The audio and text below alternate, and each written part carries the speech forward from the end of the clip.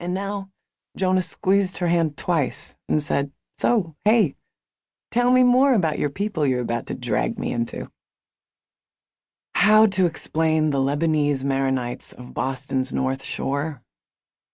When she thought of her father's people en masse, she always thought first of their eyes, dark and soft and kind, and looking a bit heartbroken, even if the person in question was not, with inky smudges beneath them, suggesting fatigue and defeat, even if, again, such was not the case.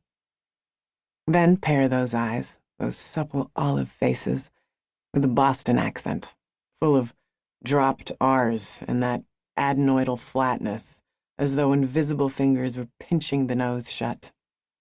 To her, such faces had always signified family and home, security and prosperity.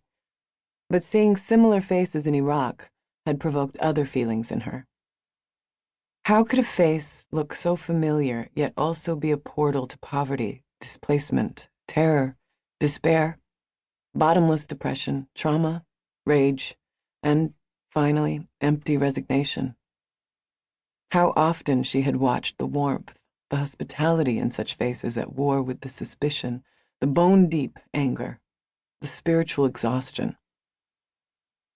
So now, to Jonah, she merely said, Lebanese Maronites were mountain peasants 100 years ago, totally looked down on by the Beirut elite who were Sunni or Orthodox, but here in the U.S., they've all become doctors and lawyers and bankers and business owners, so they made out okay. Jonah laughed. They sound pretty much like the Jews of northern Westchester County. They are basically Jews, she said. They love Israel. They do? Of course, she said sharply. But since 9/11, all they want is to fit in and not have Americans think of them as Arabs or Muslims. Jonah gave her the side eye. Your voice is escalating. She laughed. I know, but I get annoyed at Arab Americans who try to fly under the radar. You mean literally going through security at the airport? She laughed and brushed away his hand on her knee. She loved his dry, fucking with you sense of humor.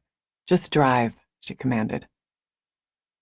They'd been on a rather desolate industrial strip off the highway, but now they found themselves in downtown Lawton, driving through the grid of what could be so many northeastern former factory towns, an array of peeling, triple-decker homes, late Victorian, dark brick hulks of churches and schools, storefronts with grand old engraved signage reading Woolworth or Feinstein's Apparel.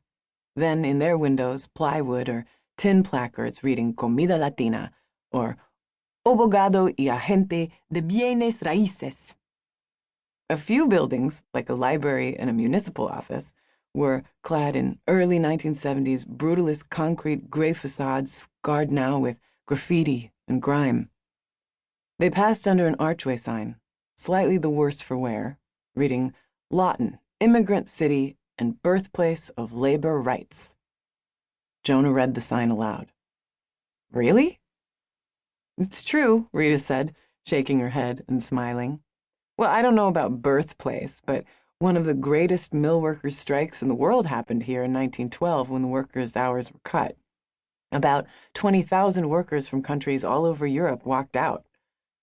Rita got emotional and proprietary when talking about this strike, as she had since she was 11, when, obsessed with it, she'd written a history paper on it.